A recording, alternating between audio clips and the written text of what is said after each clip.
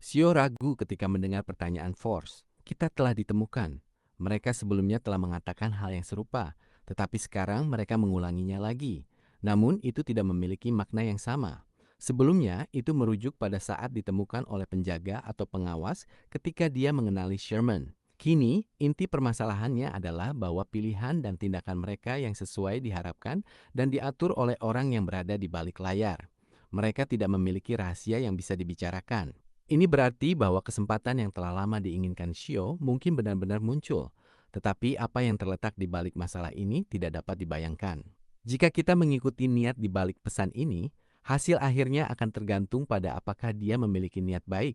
Tetapi itu bukan sesuatu yang berada di bawah kendali kita, tambah Shio dari sudut pandang yang rasional. Alasan mengapa dia menggunakan dia untuk mewakili orang di balik layar adalah karena dia teringat pada aroma yang dia cium ketika kehilangan Sherman di lain waktu. Force mendengarkan dengan tenang dan mengangguk setuju.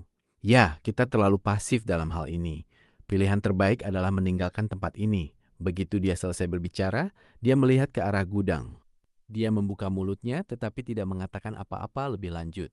Dia teringat pada kemungkinan situasi yang dihadapi Sherman, dan dia mencurigai bahwa dia berada dalam bahaya besar. Namun dia dengan sengaja mengabaikannya pada akhirnya dan tidak menyebutkannya. Bagi Shio, Sherman adalah seseorang yang ada dalam deskripsi Shio. Dia tidak berbeda dari karakter dalam sebuah novel. Jika dia memiliki kekuatan dan kesempatan untuk menyelamatkannya dalam perjalanan, dia bersedia melakukannya. Tetapi untuk menanggung resiko karena hal itu dan membiarkan temannya menjadi ceroboh, menempatkan hidupnya dalam bahaya, jelas bukan sesuatu yang ada dalam pertimbangannya. Shio mengangguk dan berkata, "Baiklah, kita akan pergi sekarang." Namun, orang yang meninggalkan komentar itu pasti tidak akan senang melihat kita melakukannya. Dia pasti akan menghalangi kita. Mari kita lakukan seperti ini. Kita akan melarikan diri ke arah yang berbeda dan membuat orang itu memilih satu orang. Siapapun yang berhasil meninggalkan area ini akan segera menyebabkan keributan dan menarik perhatian Beyonders resmi. Mengapa kita tidak langsung menyebabkan keributan di sini? Force secara naluriah mengajukan pertanyaan. Itu pasti akan dihentikan atau digagalkan. Shio memberi alasan. Force mengangguk dengan berpikir. Masuk akal. Baiklah, mari kita tidak menunda lebih jauh. Mari kita mulai. Shio tidak mengatakan sepatah kata pun saat dia mengeluarkan bilah segitiga transparan yang hampir tidak terlihat.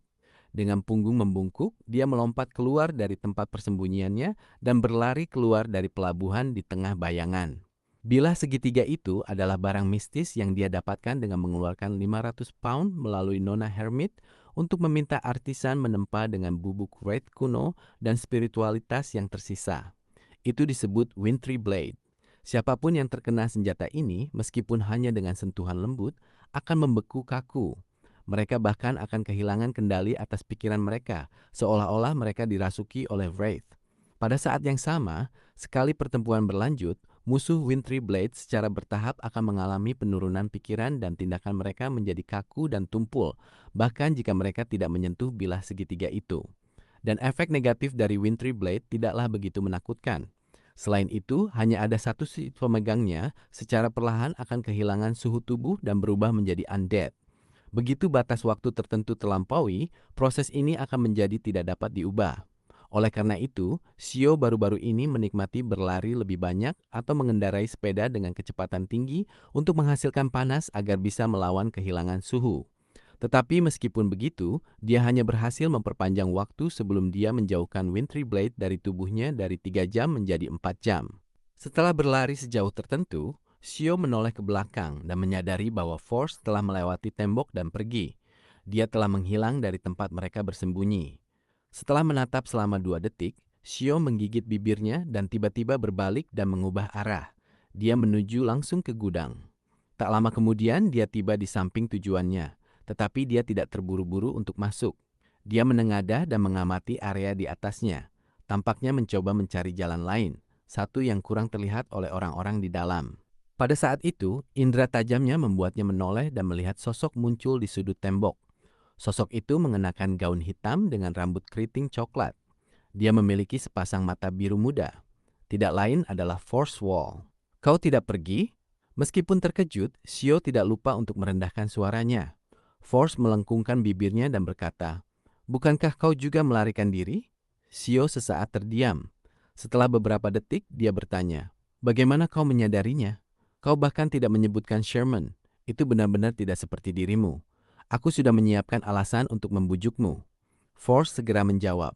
Sio terkejut dan berkata dengan ekspresi rumit, "Kau tidak perlu kembali."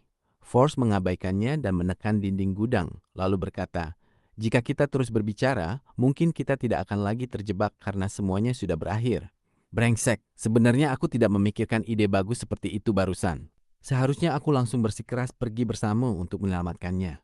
Kau pasti akan membujukku sebaliknya dan berpikir untuk melakukannya sendiri.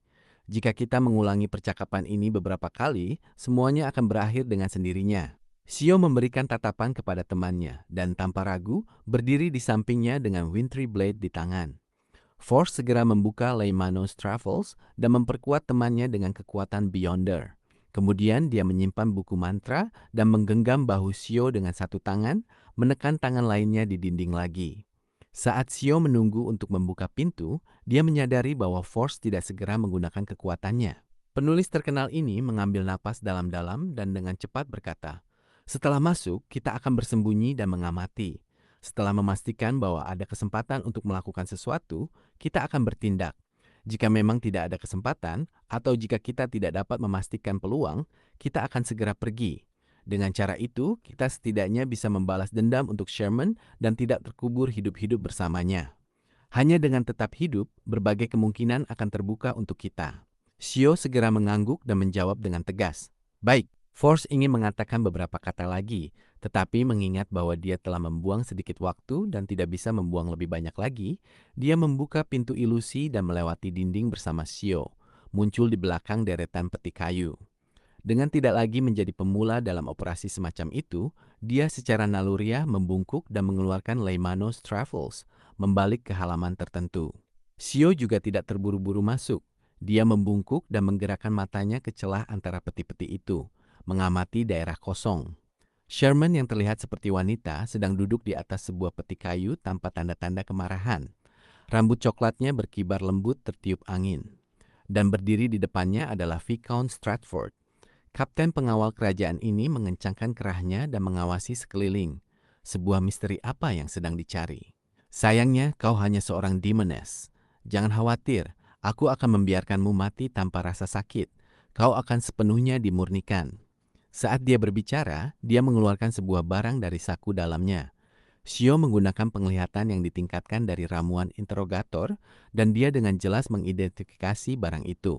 Itu adalah aksesoris salib yang dilapisi perunggu. Ada beberapa tonjolan tajam yang terlihat seolah-olah pernah menusuk seseorang. Gaya dan karakteristiknya adalah hal-hal yang tidak dimiliki oleh berbagai negara di benua utara pada epok kelima. Itu memancarkan nuansa kuno. Sangat baik. "Kau tahu bahwa perlawanan adalah sia-sia," kata Viscount Stratford saat dia menekan salah satu jari yang digunakan untuk memegang salib perunggu ke tonjolan tersebut. Darah merah cerahnya segera mengalir keluar dan diserap oleh tonjolan itu, meresap ke dalam objek tersebut. Perunggu yang bercak-bercak di permukaan salib itu hancur, memperlihatkan bentuk jasmani di bawahnya yang merupakan gumpalan cahaya. Dalam 1 atau 2 detik, barang yang dipegang oleh Viscount Stratford telah berubah menjadi salib yang bersinar. Itu memancarkan cahaya yang murni dan sempurna, menerangi sekeliling dengan cara yang sangat terang. Bayangan peti kayu dengan cepat mundur, sementara bercak-bercak gelap di dinding menguap seperti air. Di samping Shermane, banyak jaring laba-laba yang awalnya milik Tracy melayang dan berjuang dalam api, meleleh dalam hitungan detik. Cahaya semakin terang, tetapi tidak menyilaukan. Api hitam meledak dari tubuh Shermane bersamaan dengan es kristal. Mereka menjadi redup, transparan, dan akhirnya menghilang di bawah cahaya. Dalam jangkauan salib yang bersinar itu, tidak ada jejak kejahatan atau kelainan yang ada. Tidak ada 1 inci pun kegelapan yang tersisa. Melihat ekspresi Sherman yang perlahan berubah, Shio tidak bisa menahan untuk melirik Force. Dia bisa merasakan teror dari salib yang bersinar itu, dan dia mulai ragu untuk menyelamatkannya. Force juga menyadari apa yang sedang terjadi dan menunjuk ke Leymano's Travels. Dia mengangkat jari telunjuk kirinya dan berbisik ke telinga Shio. "Hanya ada 1 kesempatan. Aku akan berusaha keras untuk menciptakannya untukmu. Jika tidak berhasil, atau jika kau tidak dapat memastikan, kita akan menyerah." Shio tidak ragu dan mengangguk dengan serius. Force segera meluruskan tubuhnya dan membalik Leimanos Travels ke halaman kuning hangus. Halaman ini dipenuhi simbol dan label yang rumit, terpelintir, dan tidak dapat dijelaskan. Itu memberikan kesan adanya angin kencang yang kuat. Kekuatan demigod jalur pelaut Hurricane. Setelah mengamati sekeliling sekali lagi dan memastikan tidak ada musuh lain, tatapan Force menembus celah di antara peti kayu dan mengunci pada Viscount Stratford. Dia lalu menggeser jarinya perlahan di atas halaman kuning hangus itu. Dengan ledakan yang mengguntur, sebuah badai yang terlihat melambung di bawah kaki Viscount Stratford dan melesat ke atas. Kapten pengawal kerajaan itu tidak dapat menjaga keseimbangannya dari serangan mendadak ini. Dia terangkat oleh badai dan dihantam ke langit-langit gudang. Dug! Langit-langit gudang itu robek oleh badai saat bagian-bagiannya runtuh. Beberapa serpihan berputar-putar di tengah angin dan terbang lebih tinggi dan lebih tinggi. Viscount Stratford hampir pingsan karena terhantam, dan dia gagal mempertahankan salib yang bersinar, membiarkannya terbang keluar dari telapak tangannya. Ketika tonjolan dengan sedikit darahnya meninggalkan jarinya, perunggu bercak-bercak itu kembali menutupi permukaan salib. Cahaya yang sempurna itu pun menghilang. Melihat ini, Sio tidak ragu untuk berlari keluar dari tempat persembunyiannya. Matanya pertama-tama memantulkan sosok Viscount Stratford sebelum dua kilatan petir yang menyilaukan menyala. Psychic Piercing, sakuranovel.id. Sebelumnya, daftar isi. Selanjutnya, litnenovel.id.